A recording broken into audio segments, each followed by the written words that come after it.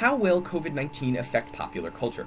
My name's Jesse Rifkin, and as you can see on the right-hand side, I wrote a column for the Washington Post about my adventure listening to every number one song ever, in chronological order, dating back to the Billboard chart's inception decades ago.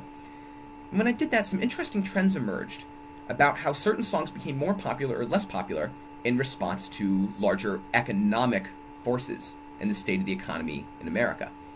Well, because of the COVID-19 pandemic, the economy is cratered to its worst levels since the Great Depression, if you look at the unemployment rates. I think that's likely to affect what songs reach number one on the charts, and also other cultural phenomena as well, such as which movies tend to reach number one at the box office, and which TV shows tend to lead the Nielsen ratings. To see why, let's go back to the Great Depression.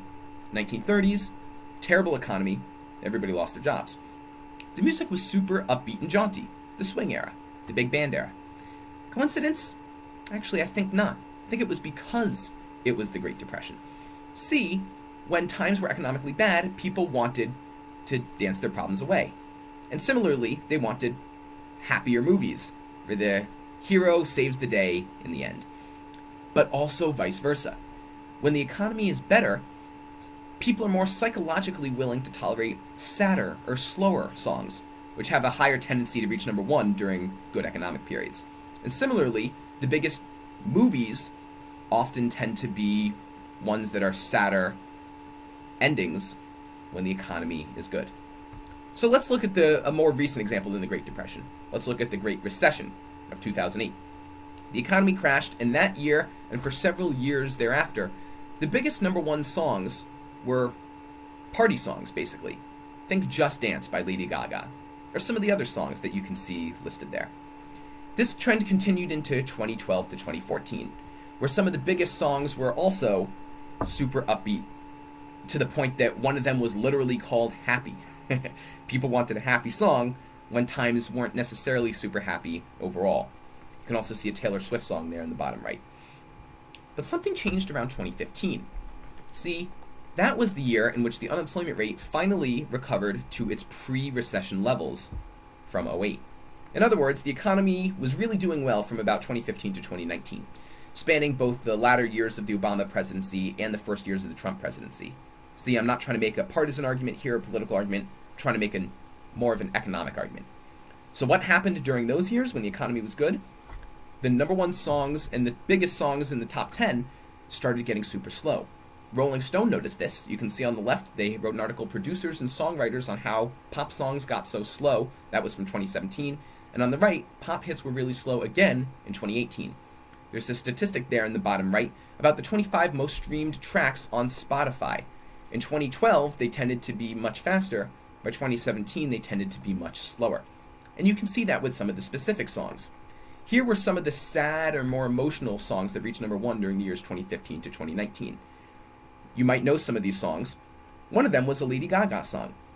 It used to be that she was doing songs like Just Dance, but when the economy was better, people were willing to propel a sadder song like Shallow to number one instead. But it wasn't that all the songs were number one songs were sad. That would be impossible. But here's the key. It held true even for a lot of the more quote-unquote fun number one songs during those years. Even some of the more fun songs, so to speak, weren't going for as much of an exuberant party vibe as much as sort of a chill, low-key kind of vibe. You can see one of them was a Taylor Swift song in the upper right. And here were some of the others. You can see those as well, from the likes of Drake and Ariana Grande. So, did this hold true when COVID-19 hit? What was the new number one song in March 2020? The month from hell, as we might call it, when everything shut down and the unemployment rate surged to its to its highest levels since the Great Depression. The new number one song that month was called Blinding Lights by The Weeknd. If you haven't heard of it, well, maybe you have heard of the song Take On Me by a-ha, one of the most famous number one songs of the entire decade of the 80s. It was super manic at 168 beats per minute. Well, Blinding Lights was 3 beats per minute faster than that. That's why, on the right-hand side, Slate's music analyst, Chris Melanphy, termed it the perfect chart topper for the coronavirus era. It wasn't just true for tempos as well, it might be true for musical keys. For those of you unfamiliar with the terminology, major keys in music tend to sound happier, minor keys tend to sound sadder or angstier, angrier. You can see Hit Songs Deconstructed crunched the numbers and found that of songs that reached the top 10 in 2017, 62% were in a minor key, up considerably from 2014 when that number was just 41%. My prediction is that the songs will get a lot more major keys once again in 2020 as a result of the cratering economy.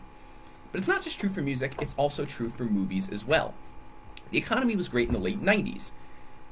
As a result, the number one movies at the box office for both 97 and 98 were Titanic and Saving Private Ryan, tearjerker films. The economy was great, things were good overall, so people were psychologically willing to tolerate those kind of movies with sad endings. But they weren't when times were economically bad, like during the Great Recession and its aftermath. That's why the number one movies of 2009, 2010, and 2012 were Avatar, Toy Story 3, and The Avengers. Movies where the hero saves the day at the end, and it's a pretty happy ending.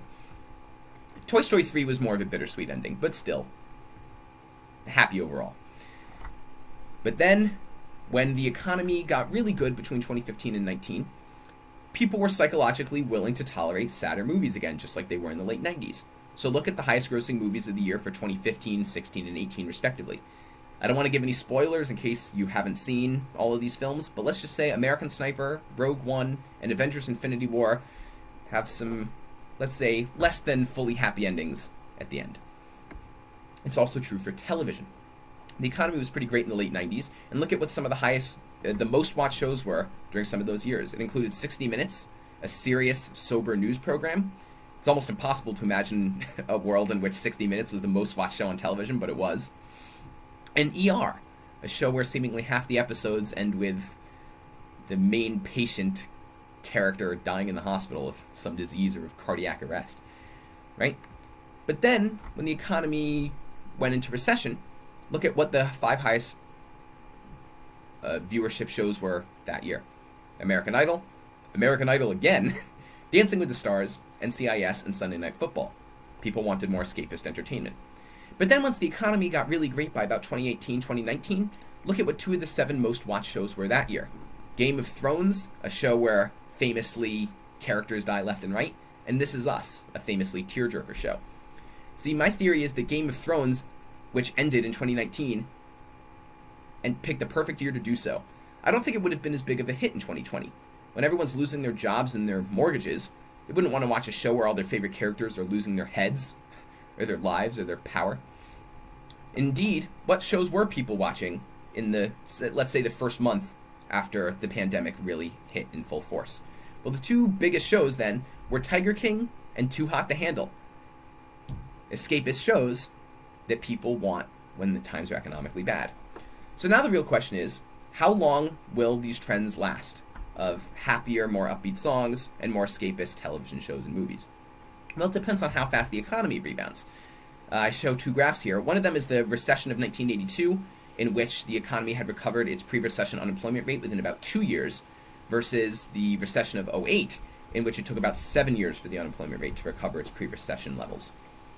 So whether it lasts 2 years, or 7 years, or some other amount, I think we're going to see songs more like the biggest hits of 1918, the year that the Spanish flu hit in earnest, and they're our best analog to 2020 for a global pandemic.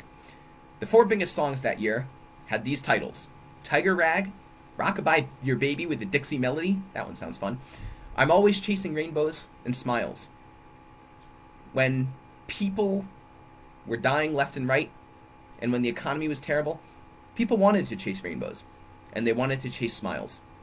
I think they will in 2020 as well, and you might see similar titles for songs this year. Only time will tell.